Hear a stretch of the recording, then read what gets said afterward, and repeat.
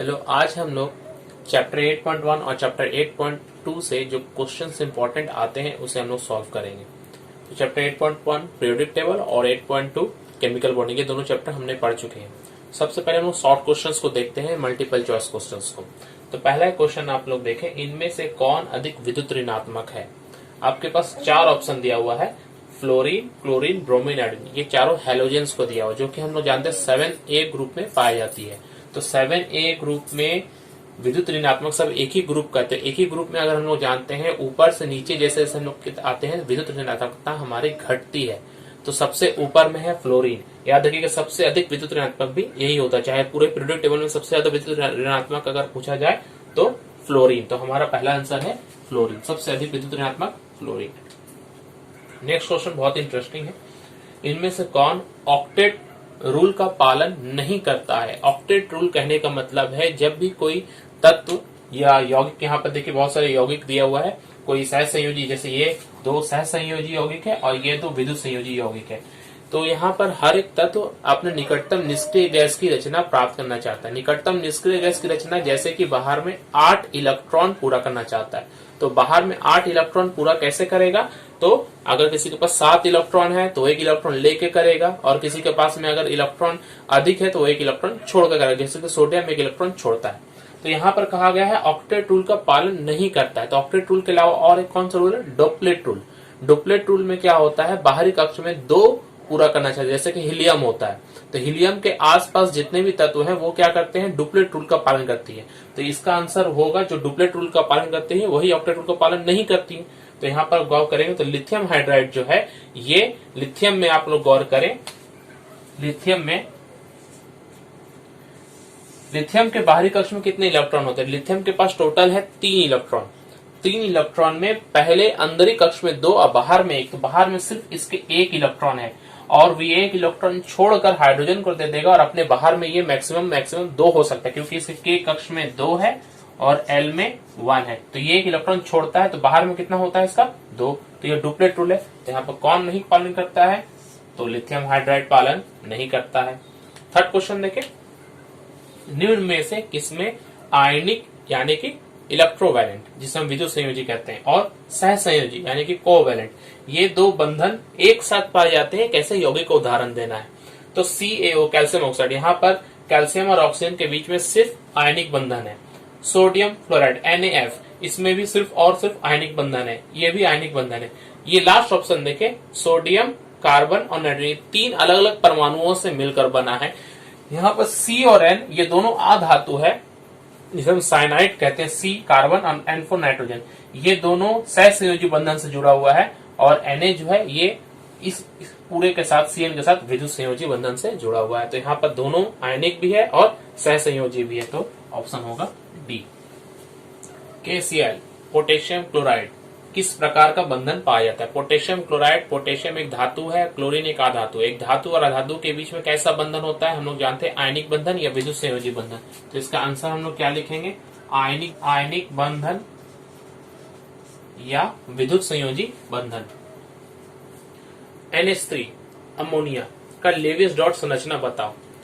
Levi's dot संरचना किसका बताना है, अमोनिया। अमोनिया कैसे होती है, एक सह संयोजी यौगिक होती है। तो सबसे पहले हम लोग नाइट्रोजन और हाइड्रोजन यहाँ पर देखेंगे, एक नाइट्रोजन है और कितने हाइड्रोजन है, 3 हाइड्रोजन है। तो 3 साइड में हम हाइड्रोजन बताएंगे, 1 2 और यहाँ पर 1 बता रहे हैं।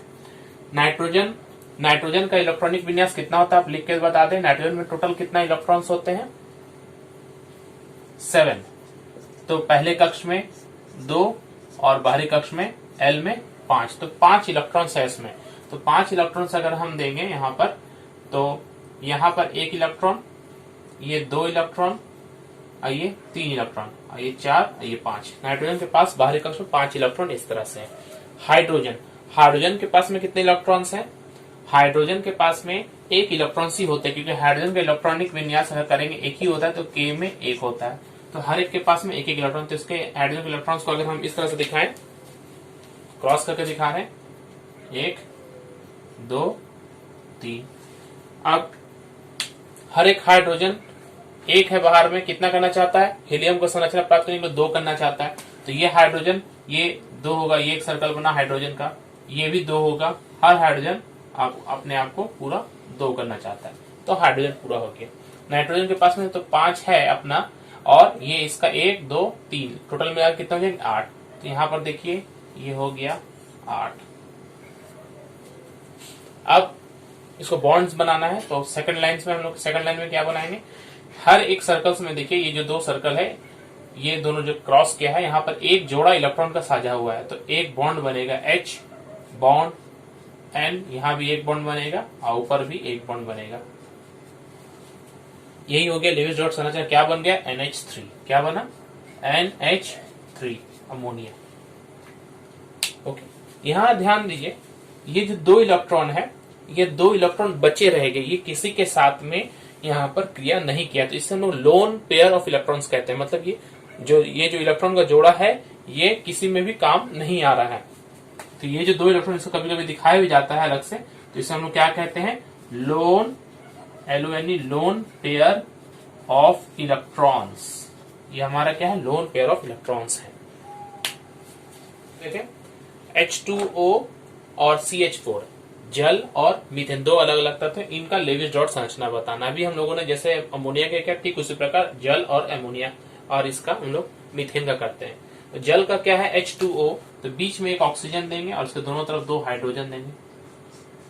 ऑक्सीजन के पास टोटल कितने इलेक्ट्रॉन बाहरी कक्ष में होते हैं, तो ऑक्सीजन के में इलेक्ट्रॉन्स होते हैं 8, तो K कक्ष में और L कक्ष में। K में हो गया 2, L में हो गया 6। बाहर में कितने इलेक्ट्रॉन्स है, 6 इलेक्ट्रॉन्स है। तो यहाँ पर 6 इलेक्ट्रॉन्स हम दिखाएंगे, 1 2 3 4 5 6।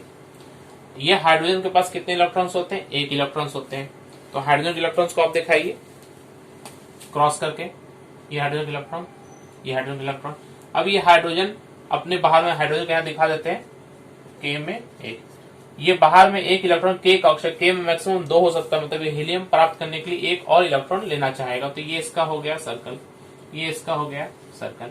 ऑक्सीजन के पास टोटल कितने हैं 6, ये और 2 लेकर L में 8 पूरा करना चाहेगा ताकि वो नियोन की संरचना प्राप्त कर सके, नियोन जो कि उसके नजदीक होता है।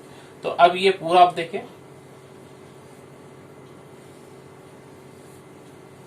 ये ऑक्सीजन को हो गया 8 इलेक्ट्रॉन्स हो गए। तो यहाँ पर आप गौर करें बॉन्ड्स को देखिए, यहाँ पर एक बॉन्ड बना H बॉन्ड O,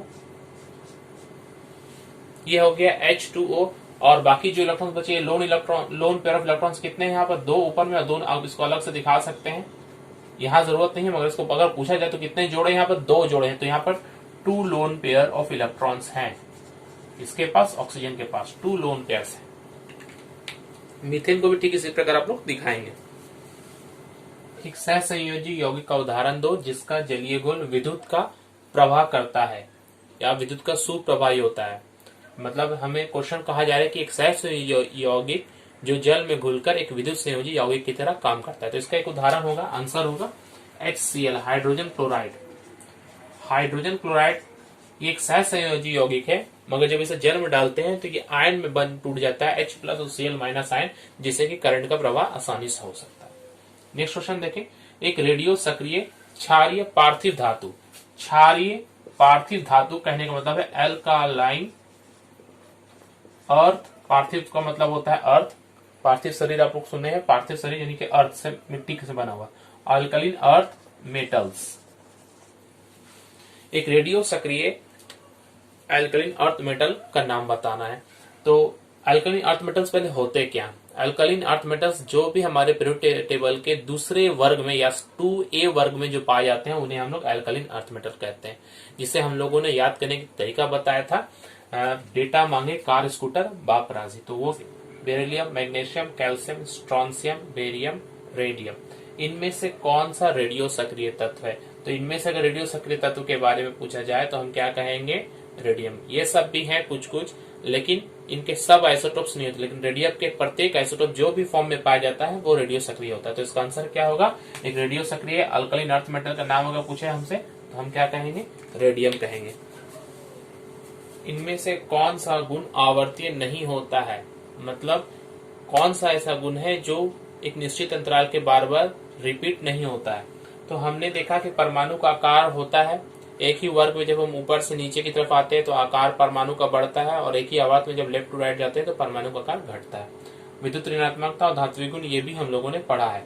तो बचा रेडियो सक्रियता। तो रेडियो सक्रियता जो है ये एक आवर्तीय गुण नहीं है। अगर क्वेश्चन ये है कि एक पदार्थ के गुण का नाम बताओ या तत्व के गुण का नाम बताओ जो आवर्तीय नहीं होता है, तो हम क्या आंसर देंगे? रेडियो सक्रियता, रेडियो सक्रियता, रेडियो एक्टिविटी।